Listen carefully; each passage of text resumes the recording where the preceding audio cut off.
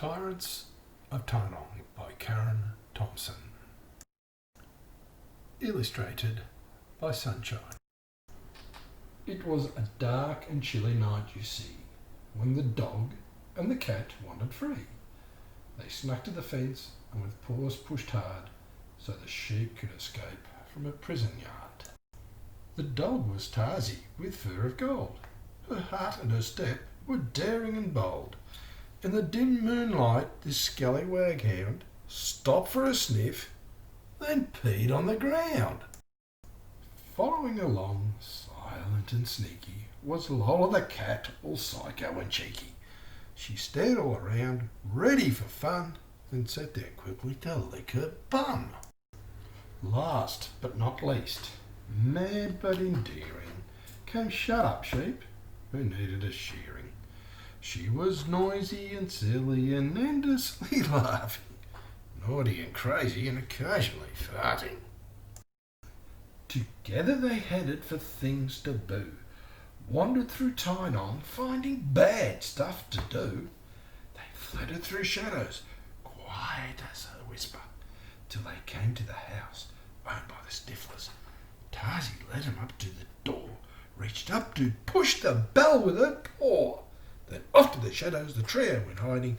Oh, what language Mr. Stifler was providing! They trotted along to a huge grey shed. Reese was the owner, but he was in bed. They played with his fire and sat in his chairs. They raided his fridge and left lots of hairs. Together they continued to find things to boo as they snuck around Tynong, seeking bad stuff to do. Flitting through shadows, sneaky as stalkers, they arrived at the house wherein slept the walkers. In the still, silent night, they rattled the gate, snorting with laughter, then tempting their fate. They banged on the bins. Oh, what a lark! Till Bentley came out with his booming loud bark. They padded off quickly at a cracking good pace, right to the door of the Walters' white place. Too tempting it was to leave it alone. They climbed on the woodstack, thinking no one was home. It tumbled and rumbled. A man came out. He opened his mouth and started to shout. "It's my wood," he yelled, "so leave it alone. I found it, I chopped it and brought it alone." Together they ran off to find more things to boo, through the streets of Tynong and more naughties to do. They crept up the road and around a few corners to a house in darkness owned by the Horners. Such good fun was had by these rat-bag rebels. They searched around, collecting some pebbles. At the windows they threw them, and oh, what a noise! The lights all came on. They heard shouts from the boys. Down the road to the woods those crazy beasts flew. Was somebody there? No, just a statue. But the dogs came running, covered in drool, and the trio went off to the next sleeping fool.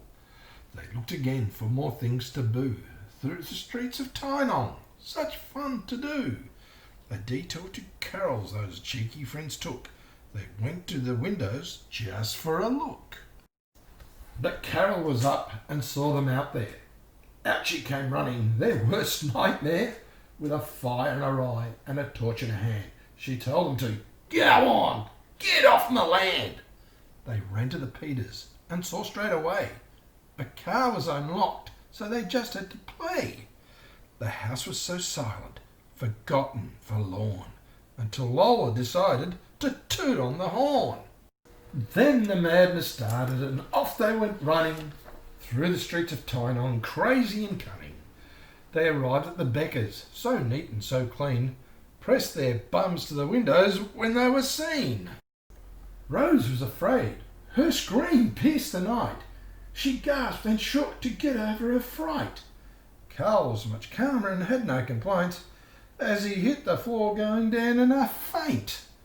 Laughing and singing and running amok, they decided with daring to push their luck. Off they scampered with much pizzazz to scare Chloe, Grace, Callum and Jazz. They peered through the windows, looking for Mushy, and saw him asleep on his soft furry tushy.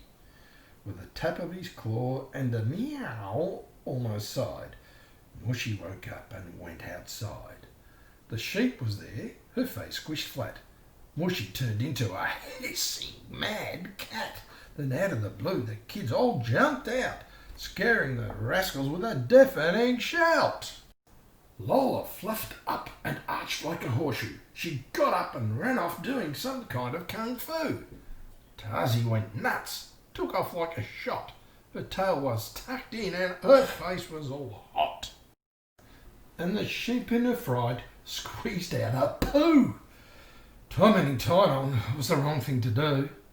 They ran back to their home where life was just right, giggling, remembering their naughty night.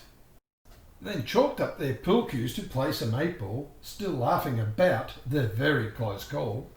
The neighbours would never know who was to blame. This trio of taunters had no sense of shame. They finished their game and packed up the balls. Yawning and sleeping, they snuck down the hall. It was bedtime for them at almost daybreak, in their safe home in Tynong with Hannah and Jake. Hope you enjoyed the story. The end.